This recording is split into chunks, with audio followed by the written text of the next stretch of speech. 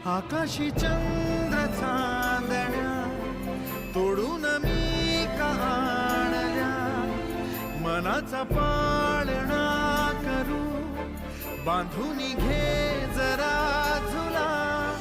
डोळ्यात तूच साजणी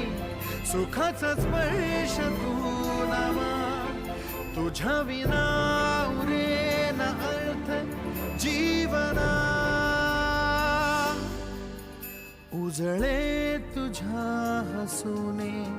कणकण, अन चंद्र हे हातीचे काकण,